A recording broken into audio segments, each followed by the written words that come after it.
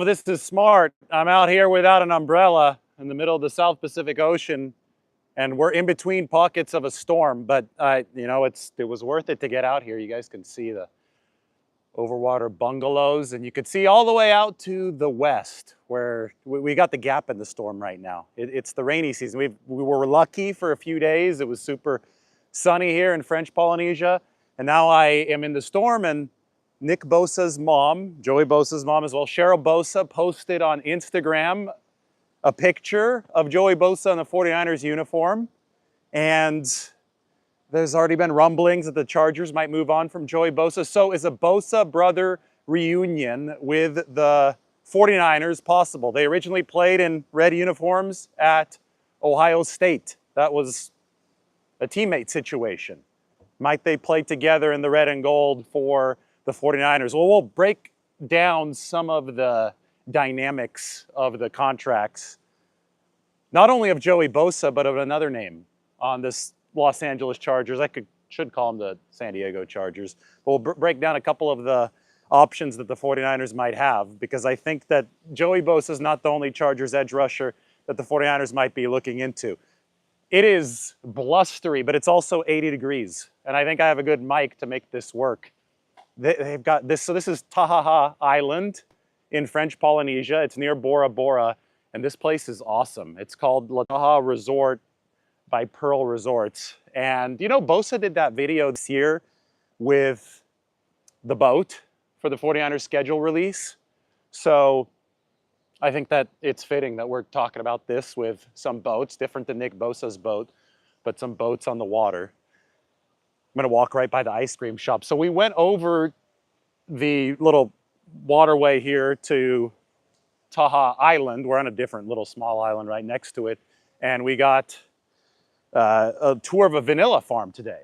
So the Tahitian vanilla bean ice cream, which they serve right here, is absolutely epic. And I'm gonna talk about Bosa while it's not raining from this pier. I think this is gonna, if I don't blow off of the pier, it's gonna be the best spot to talk about the Bosa brothers and the 49ers. So anyway, Joey Bosa is under contract for one more season with the Chargers. However, nothing is guaranteed remaining on his contract.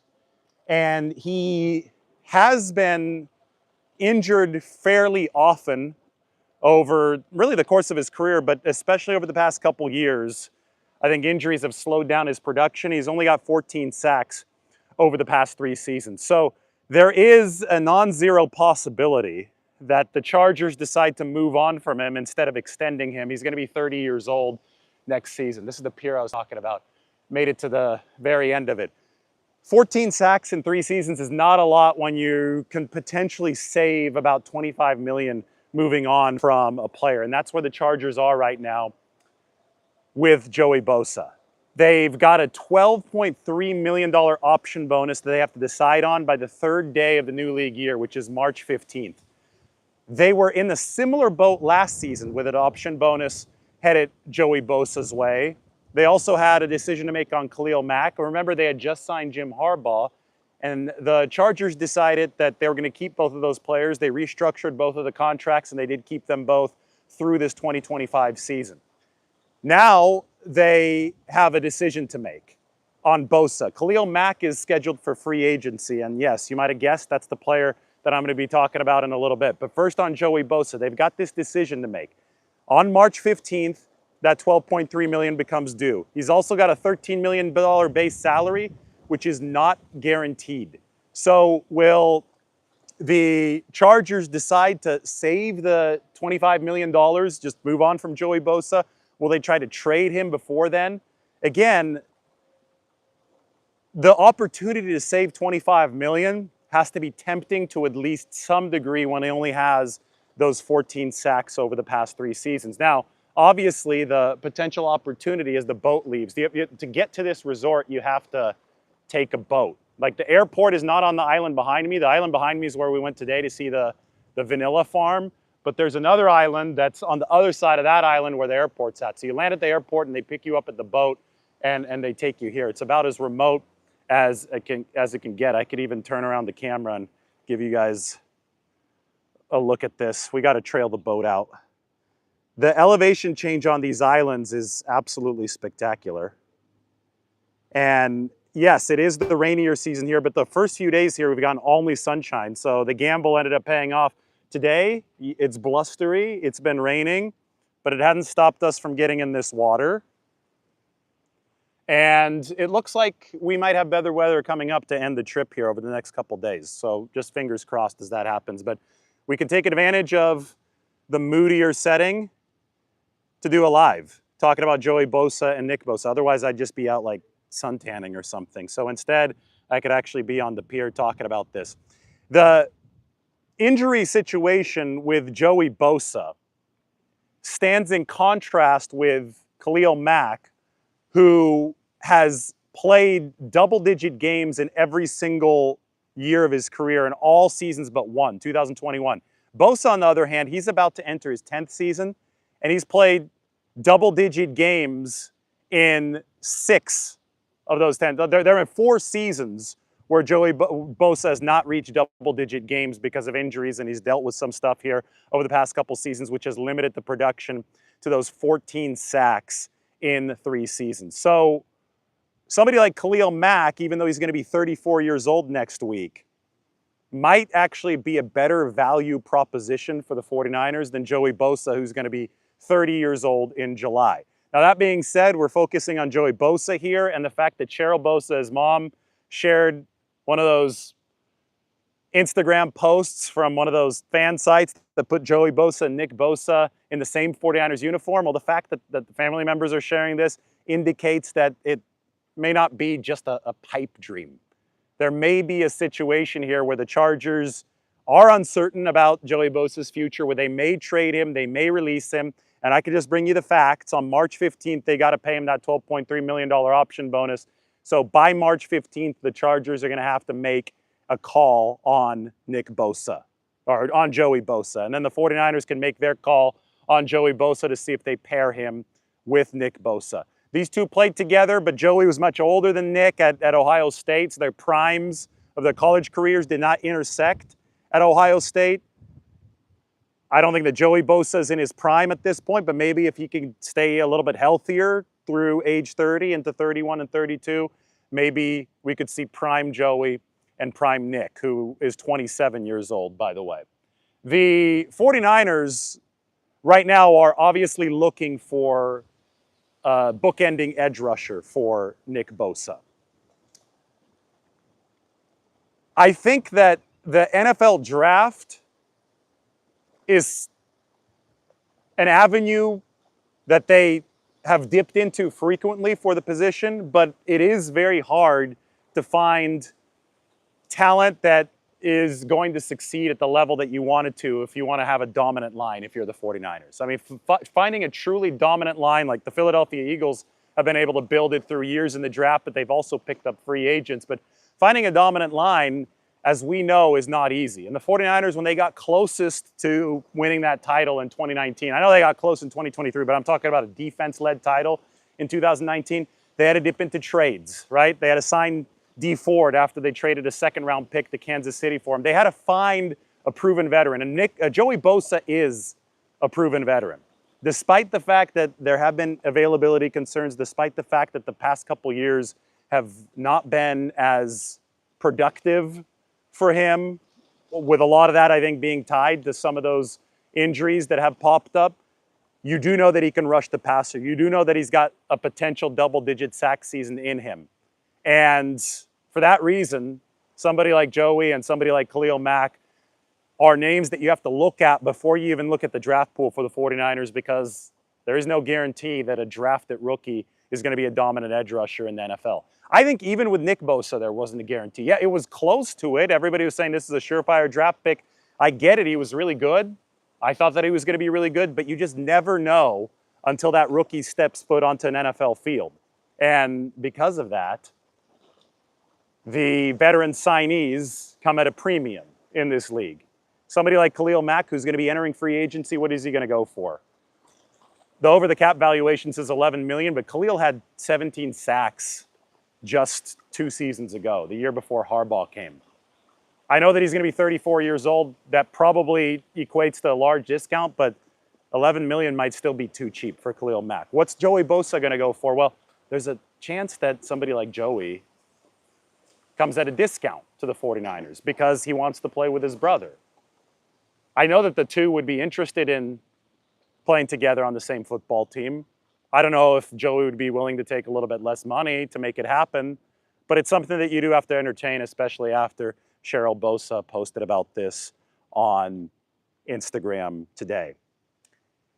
And it would certainly give the 49ers that formidable presence they're looking for on the other side. I just think that they would have to find a very competitive price for Joey Bosa to justify the risk that they'd be taking on somebody who has missed quite a bit of time over the course of his career, who has only those 14 sacks over the past few seasons. Mike says that Joey might be more interested in playing for the 49ers than the 49ers are interested in him. And to that, I have to say, that was a text from Mike. To that, I have to say, well, there's a price point at which the 49ers would become more interested, if that's the case, right? The 49ers that can look at Joey Bosa and say, well, you want $20 million a year? Thanks, but no thanks. You know, we'd love to pair you with your brother, but not at that cost. Maybe something between 5 and 10 million, we can start talking. I'm just spitballing numbers right now. But that's where the third variable, the price, becomes very important. And you know, I think Mike mentioned that Khalil Mack at 34 might be a better fit and a better prospect for the 49ers than Joey Bosa at 30.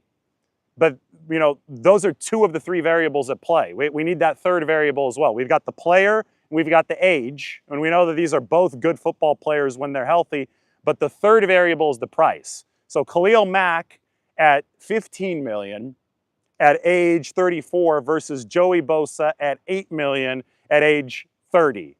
I'm totally spitballing. I'm just throwing out the example there. There are three variables and you've got to weigh. It's like this cost-benefit analysis. You've got to weigh which one would be better for your football team if the 49ers do want to add an edge rusher cut from the cloth of Joey Bosa or Khalil Mack. Now, Mack is probably going to be available. I don't expect the Chargers to go out and try to re-sign him.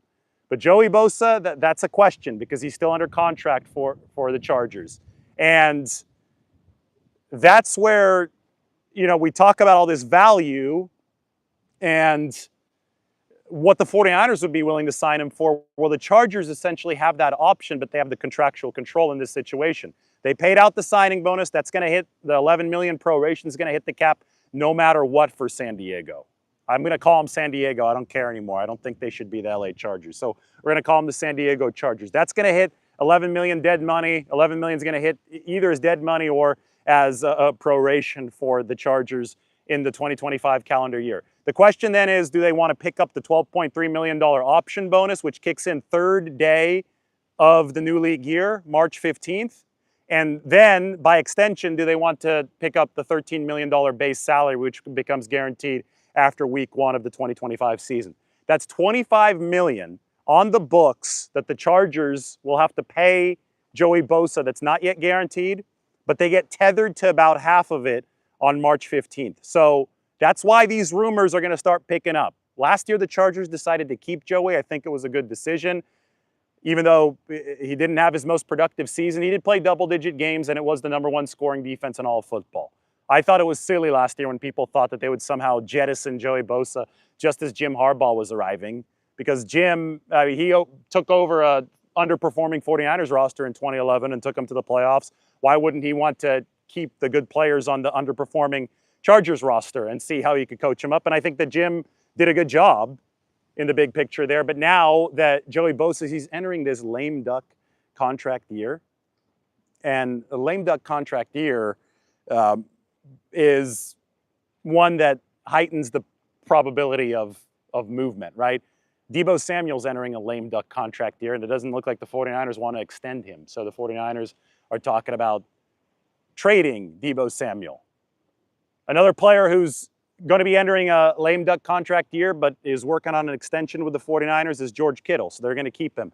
So you don't just let an accomplished player enter a lame duck contract year. If that does happen in this league, that typically means that there's going to be some substance to a rumored move. And I think that's exactly where Joey Bosa is right now, and that's why we saw Cheryl Bosa post what she did on that Instagram. We are in French Polynesia. I'm ready for some questions here. I'm at the end of the pier right now. Those are the overwater bungalows. This is the water. It's a good 80 degrees. I have swam it. I swam with some sharks. I can actually see the sharks that I'm swimming with here in French Polynesia. When I swim in the Bay Area, it's much colder and I cannot see the sharks that I'm swimming with. However, the sharks that I have swum with over the past couple days here are much smaller than the sharks that I allegedly swim with. I say allegedly because I can't see them when I'm in the Bay Area. I wish, the stormy weather has kind of scared a lot of these fish away. I wish I could show you some fish. Maybe we'll do a video later where more of the fish are visible. But this was like crazy yesterday when it wasn't stormy yet. I don't know where they go. It's funny because you would think that fish wouldn't be afraid of getting wet since they're in the water, but when it rains, they hide. So I think the fish definitely do not like getting wet. It is not their cup of tea. It is beautiful though, and there's the island of Taha. That is the island we went today. We went to a pearl farm. Like they've got oysters where they produce the pearls. We went to a vanilla farm and we went to a rum distillery. The rum was really good. Now, there's also vanilla rum, which is insanely good. This is the best vanilla in the world. The biggest producers of vanilla in the world are Mexico and Madagascar. But they've brought both of those types of vanillas to French Polynesia, Tahiti. This is not Tahiti. Tahiti is one of the islands of French Polynesia. This is a different one called Taha.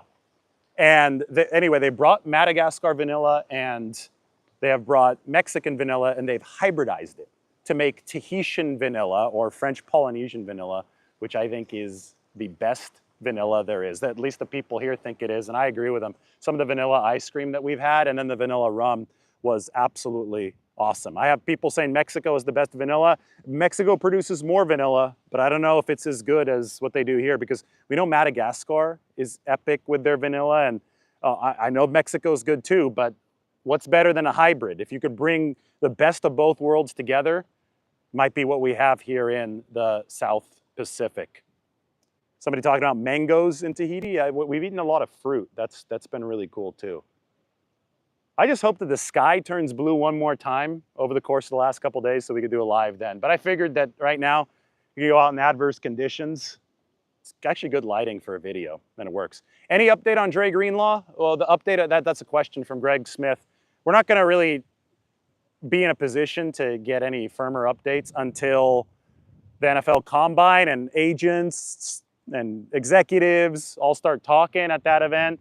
I think that a potential market value for Dre Greenlaw can start becoming not crystallized, but at least a little bit more apparent at that point. The Combine's gonna be next week, not this coming week, but the week after that. I'll be out in Indianapolis.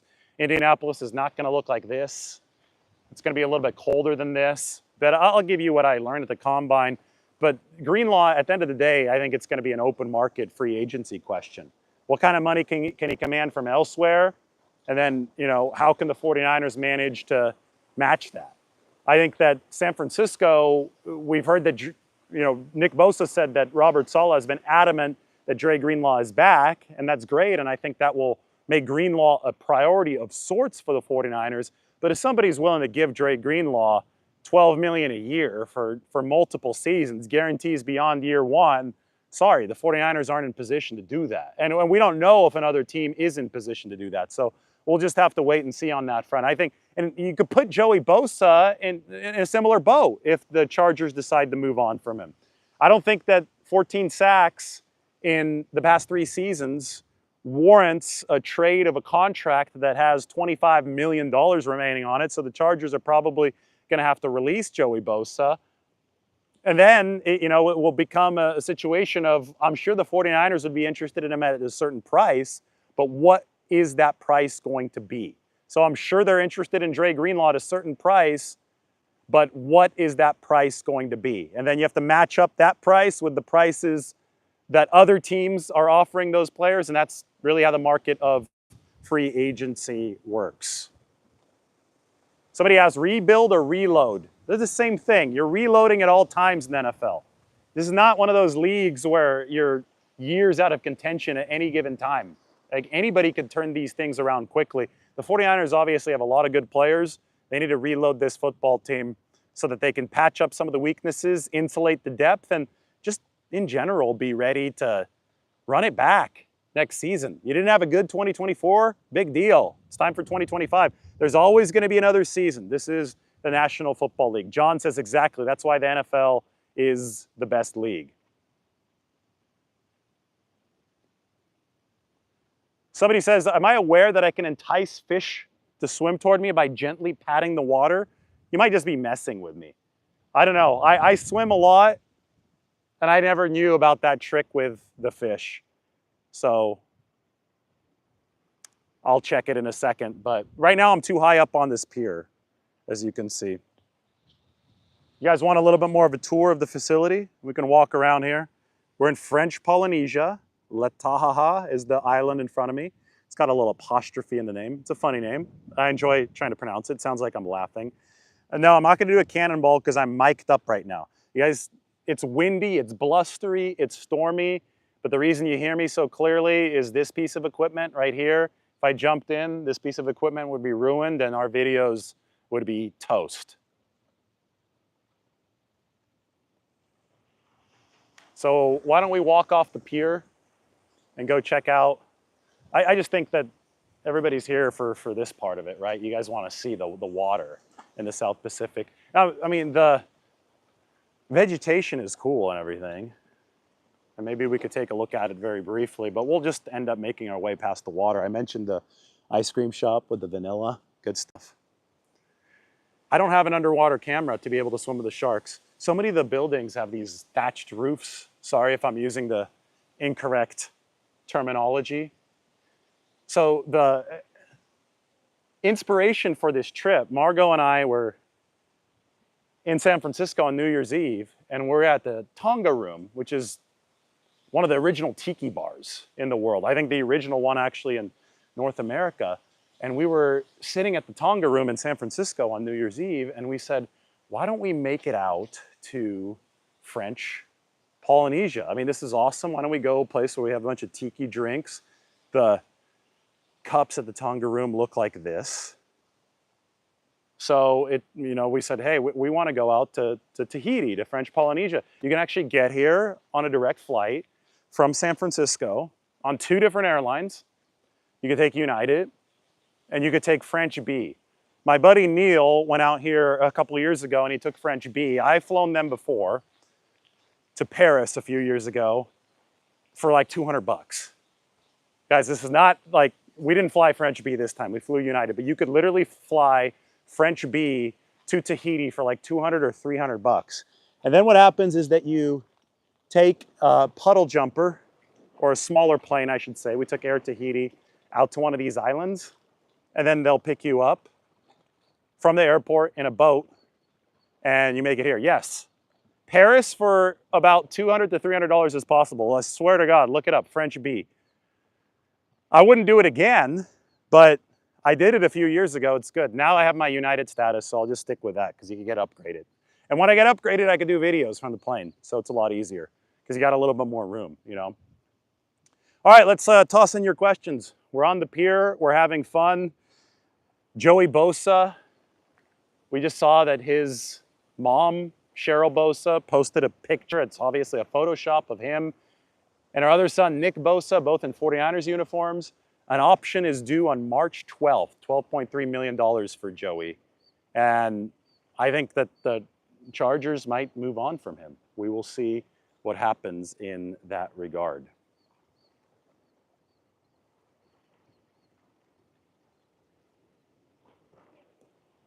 We can walk over to the other pier right now.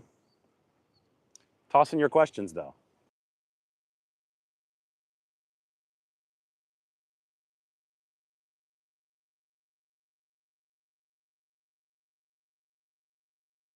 John asks, would there be any chance of getting Bosa and Mack? Now you're cooking with gas. Bosa and Mack. Now, Voice of a Niner faithful thinks or asks, do you think the Niners would trade up for Mason Graham? It's possible if they only have to trade up a couple spots. I mean, trading up more than 2 or 3 spots from number 11 would be really expensive, and I would expect Mason Graham to go, but top 6, top 7. I mean, he probably is the best defensive tackle, but again, nobody is a sure thing. Like nobody. In the history of, you got guys that have been close to the sure thing, and they obviously have lived up to the hype, but nobody is a 100% sure thing. So when you trade up, you better be careful. The 49ers were burnt by the Trey Lance trade up. I think they knew that it was a risk. I think they knew they were taking a big swing, but you just have to be really, really aware that these things are not guarantees. So I think that I've generally been of the opinion that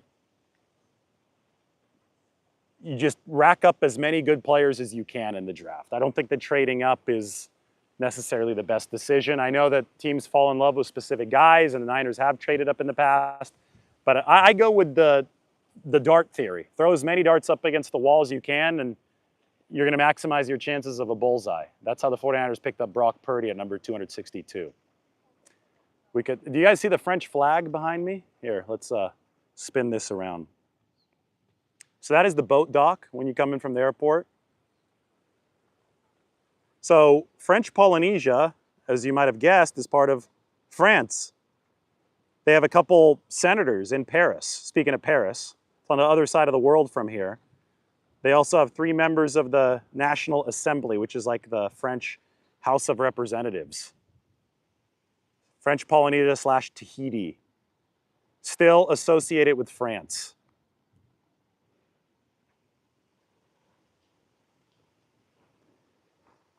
Are you asking me if I've had island meals? I've had island meals and drink. The fish, the seafood here is unbelievable.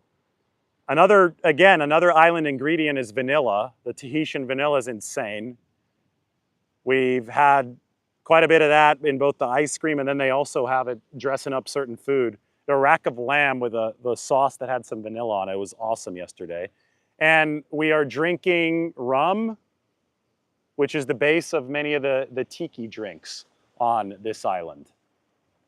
And we were inspired by the Tonga Room in San Francisco. So after American soldiers returned from World War II, which a lot of it was fought in the Pacific Theater, not on this island per se, but on obviously many other islands in the Pacific Ocean, many of those troops, those sailors returned to San Francisco, which at the time was the largest military city on the West Coast. Now it's San Diego.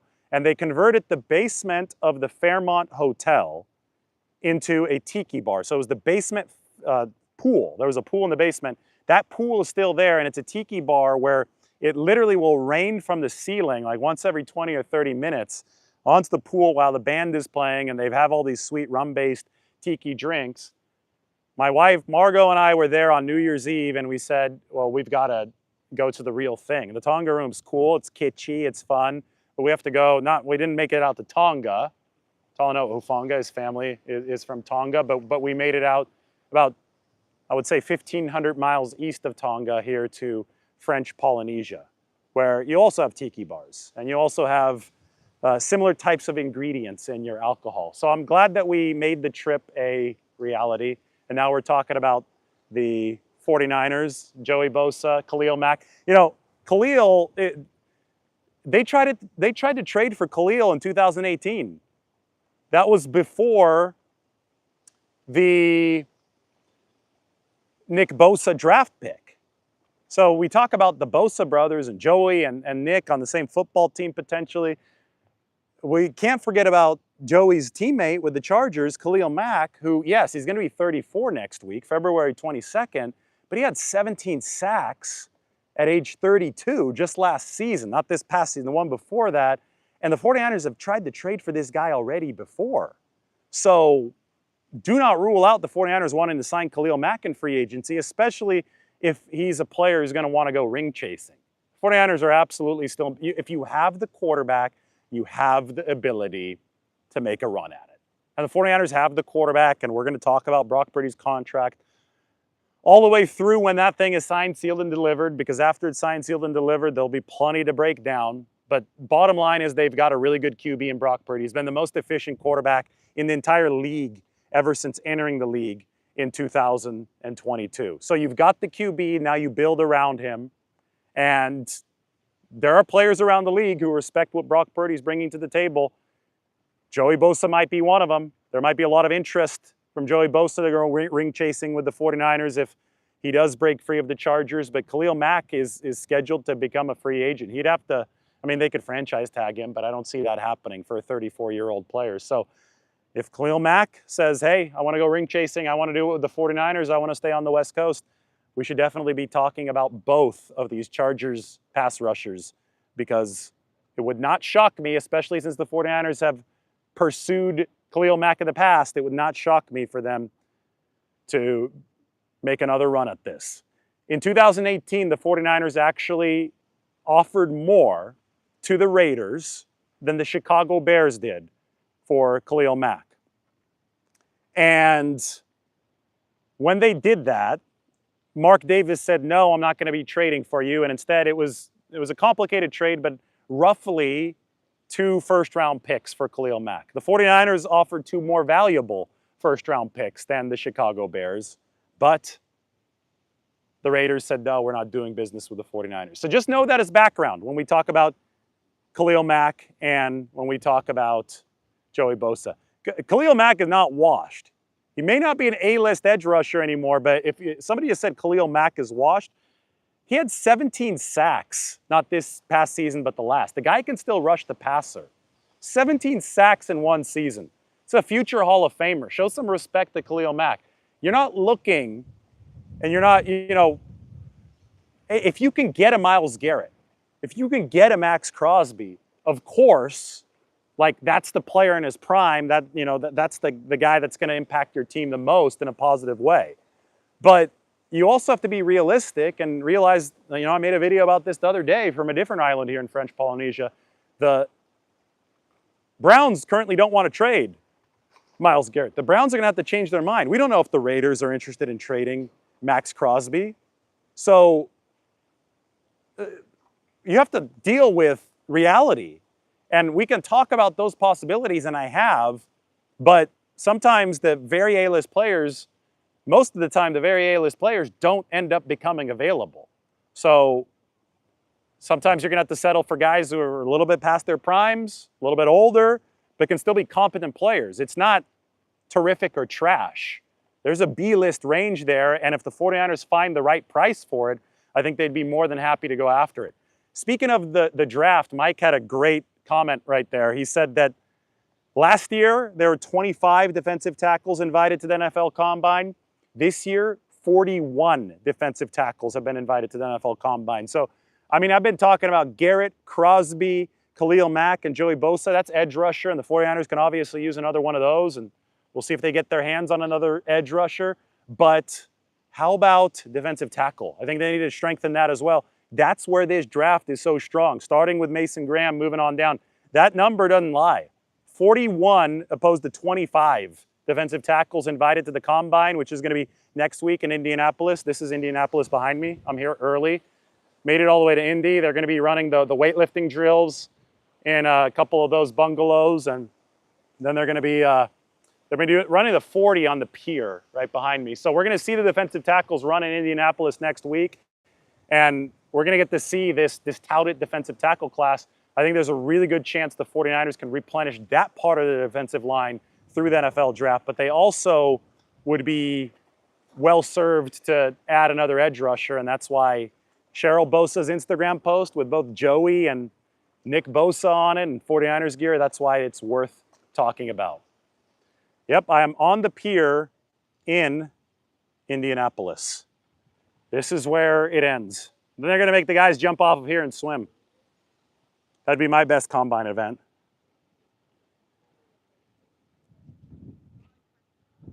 $49ers Eddie says, I'd rather go cheap and young rather than older like Philly. I don't think Philly got older. Philly got younger, didn't they? Especially defensively.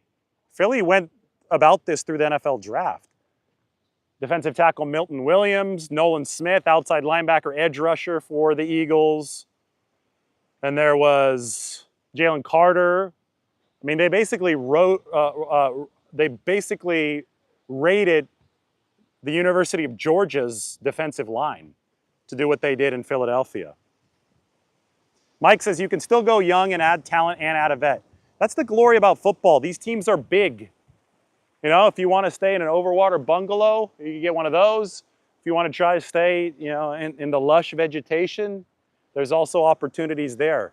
You know, you don't just have to pick one. There's multiple different positions to fill on the football field, and which, you know, makes our analysis, I think, more textured and exciting.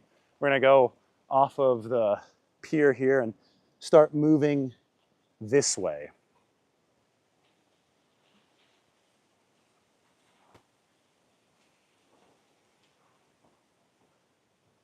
I love the roofs on these buildings.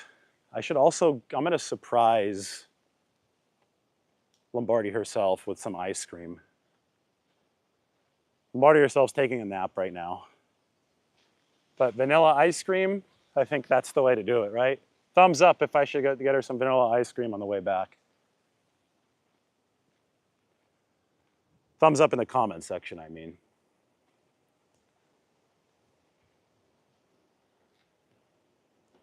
Look at that gazebo. That's nice. Somebody's asking about Talanoa Hufanga. This is cool. The boat held together by the tree branches.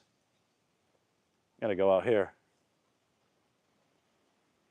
No problem, guys. You know, I don't really sleep. I just work the whole time. So Margot needs to sleep, which is totally fine with me. It gives me time to do videos. Typically when she's sleeping, I get to walk around and show you guys the world. So it's fun. This looks like a big racing boat. I guess they have big island to island races. Now it's obviously a decoration here. And we can actually end this by walking on the beach. How likely is it that the 49ers get Davante Adams? I don't think it's very likely. I think it's a peripheral possibility. I'm assuming the Jets are going to release him. But if you're the 49ers, you can't spend on everybody. But I think that they will make a veteran signing or two. I just don't know if it's going to be a massive veteran signing. And I don't know, is Davante Adams going to be willing to ring chase, which means a lower price that could fit into the 49ers budget? We don't know. That's all stuff that we've got to figure out. There goes the boat heading back to this island. Elevation change is awesome. These islands go into the clouds. All right, let's feel the water. Ooh, almost got my shoe. It's nice and warm. I would say about 80 degrees. A lot warmer than what I swim in at the bay.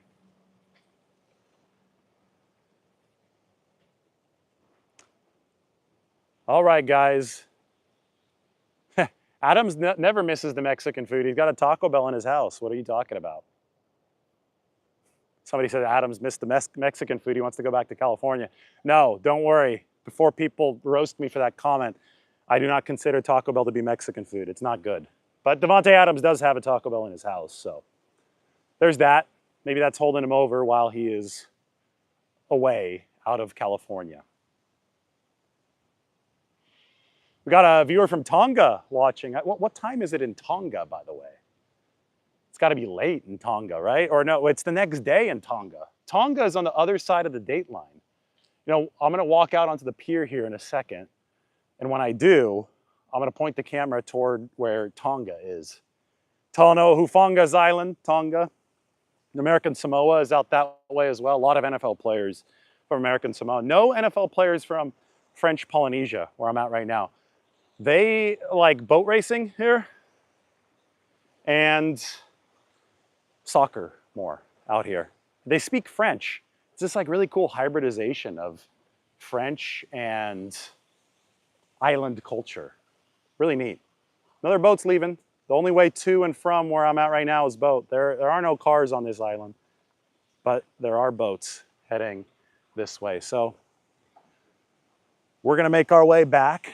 Oh, I think I'm gonna go get ice cream right after I walk out onto this pier, show you guys one last little angle. If you have any more 49ers questions, now is your chance. Speak now or forever hold your peace.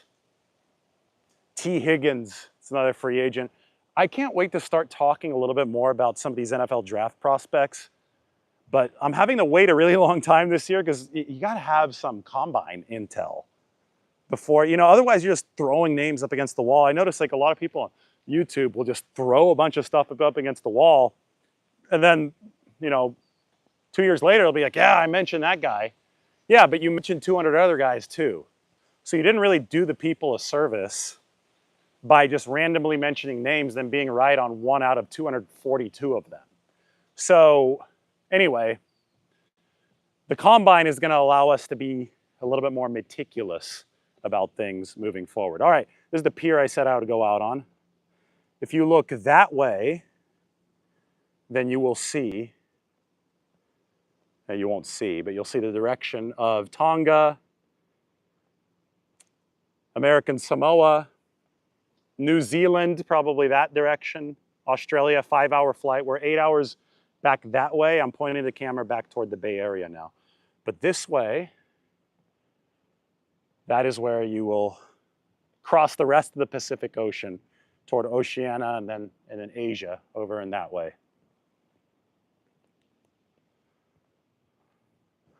The 49ers cannot rework Deebo Samuel's deal in any meaningful way. Somebody's asking. He's already making the league minimum this year. Now, as far, he could take a pay cut for the remaining option bonus to be more tradable, but I mean, now you're just getting into really complex stuff. I'd have to actually sit down at a spreadsheet and show you guys how that all works. Somebody out in New Zealand? So what time is it in New Zealand?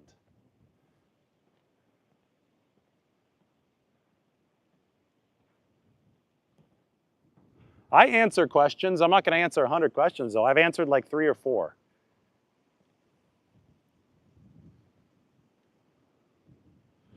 Trade Deebo to Jacksonville, somebody says. It's so random.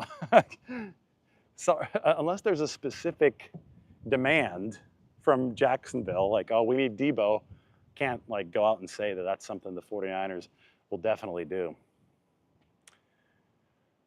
All right, guys. Promised I'd show you everything. Here are the bungalows.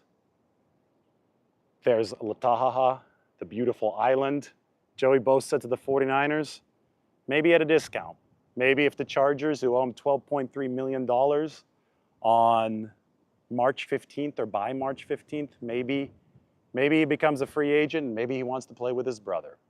We'll see. Would be exciting, wouldn't it? But Khalil Mack at 34 might be an even better deal for the 49ers, and he already is scheduled to become a free agent, unlike Joey Bosa, who's still under contract. So we'll wait to see what the San Diego Chargers do. So long from the South Pacific.